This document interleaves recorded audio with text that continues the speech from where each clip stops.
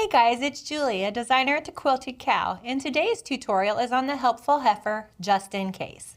Before we begin, I'd like to thank my sponsors, Husqvarna Viking sewing machines, Creative Grids rulers, mats and rotary cutters, and Wilmington prints. Let's begin. Quiet on set, we are rolling. The helpful heifer just in case is the perfect accessory for any of your bag needs. It has a swivel hook so you can attach it on. It's the perfect size to hold a little pack of pocket tissues, your car keys, your chapstick, absolutely anything. You can find this kit and pattern at our website at thequiltedcow.com or on our Facebook Lives on Tuesdays and Wednesdays. Let's begin. The first thing we're going to do for the just in case is to make our tabs. So what we're going to do is to fold our fabric wrong sides together and press it to find our center crease.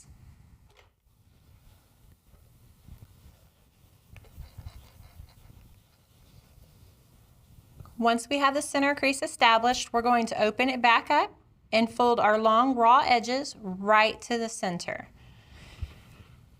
And refold it and press it again.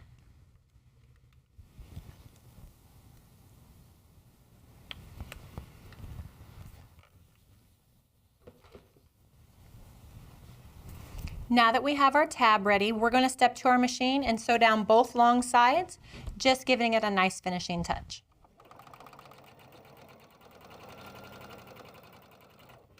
Now that we have our tab top stitched on both long edges, we're going to take it and go ahead and attach it to our swivel hook.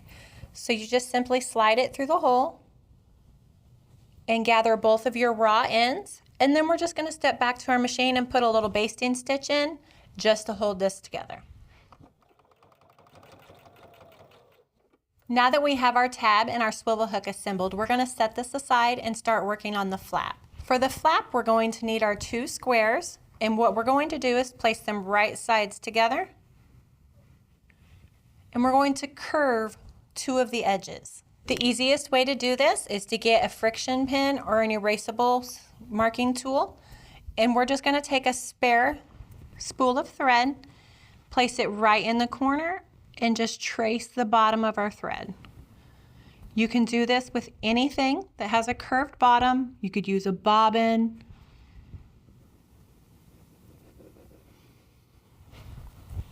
Now that we have our curves marked, we're going to trim them. At this stage, your top should look like this. Flat edges with the little curves at the end. Next, we're going to step to our machine, and we're going to stitch down both sides around the corners and across this bottom section. Let's go sew.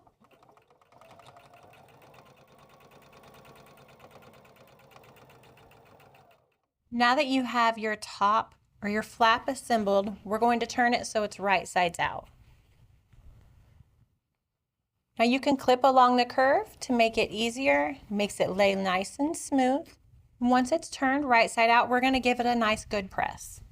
Now that we have our flap pressed, we are going to go back in and do a top stitch, 1/8 of an inch, all along the sides, down along the curves, and back up the other side. Let's go sew. Now that our flap is top stitched, we're going to set this aside and start working on the main body of our project. So for your main body, you're going to need your two rectangular side pieces and then your big main body piece.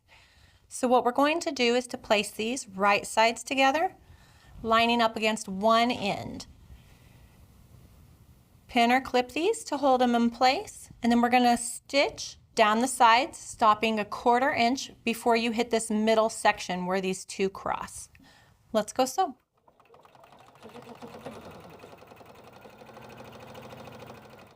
Now that the sides are stitched onto the main body of your bag, we're going to pull the sides open and grab the other end of the main body.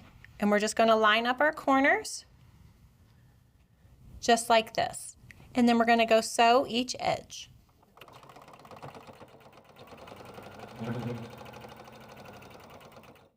Now that you have your two sides sewn together, it should look like this with a nice little hole right at the bottom.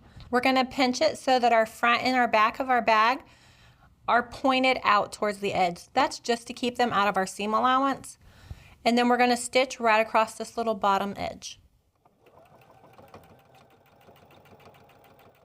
Now we have one side of our bag finished. We are going to go ahead and do the exact same steps to finish our remaining side.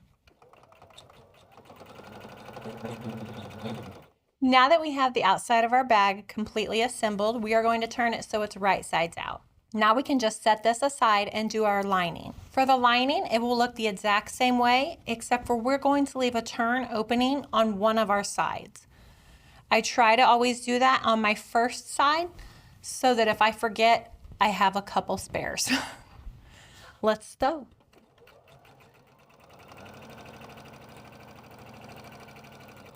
We're going to continue making our lining the exact same way. Like I said, as long as you leave one turn opening on one side, your project will turn out just fine.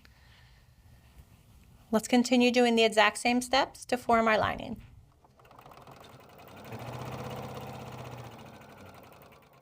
Now we have our lining completely assembled and we're just going to set this aside. So for this stage, we're going to need our exterior of our bag, our flap, and our tab fabrics. So what we're going to do is to place our flap right sides together with either side, whichever one you choose to be the back of your bag. And we're just going to place some clips to hold it in place. And then you can choose which side you would like your tab on. And I'm just going to put another clip to hold this into place. What we're going to do next is step to our machine and just baste the edges just to hold this all together. Now that you have your flap and your tab both base stitched on, we are going to place our fabric exterior inside of our lining. So I always just put my finger in it like it's a glove and then just push it inside of our lining fabric. It should be right sides together when you do this.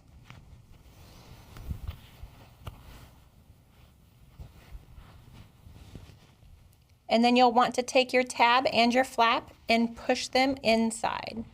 Now for this step, we're just going to line up all of our corners on our sides and put a pin or a clip just to hold those in place. Once you have your sides lined up, go ahead and pin or clip the front and the back. At this stage, your project should look like this. Both of our fabrics are right sides together and the top is all nice and level. Now that we have our exterior right sides together inside of our lining, we are going to step to our machine and sew a 1/4 inch seam to secure the top. Once you have the top edge of your bag stitched together, we're just going to turn it right side out through our little opening in the lining.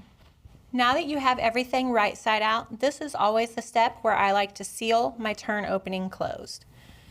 So I'm just going to push all the fabrics together, make sure your raw edges are tucked nicely inside, and then I'm going to go to my machine and stitch my opening closed. Now that I have my turn opening stitched closed, I'm just going to tuck my lining inside of my exterior. Now your project should look like this. To add a nice finishing touch, we are just going to press this top edge and then give it a nice cute little top stitch.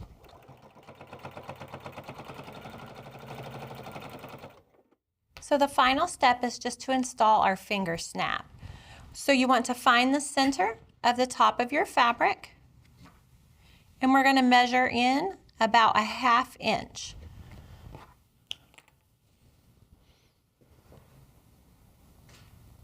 And I'm just going to add one little dot right here on my fabrics. You're going to repeat the same thing for the front of your bag, this time measuring down 3/4 of an inch. Now to install your finger snap, you can use an assortment of many different tools. We have a cute little hole punch. You can use an awl, or you can use a seam ripper. There are so many different tools to make this hole. My personal preference is the seam ripper. So I'm just going to take the point of my seam ripper and place it right on this dot I've made. Push it through so it's coming out my main fabric. And then I'm just going to use it to tear just a small amount, just enough so that I can get the cap of my finger snap through. So I'm going to put my cap on the exterior of my bag and place my mail, the one that's sticking out, or my stud snap and pinch them until they click into place. I'm going to repeat the same steps to do the female side.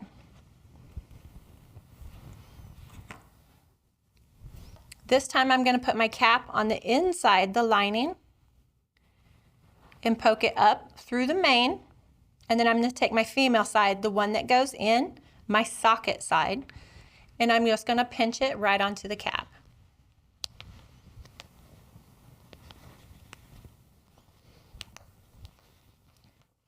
Once I have those clicked into place, my just-in case is finished. You can find this kit on our website at thequiltedcow.com or on our Facebook Lives on Tuesdays and Wednesdays.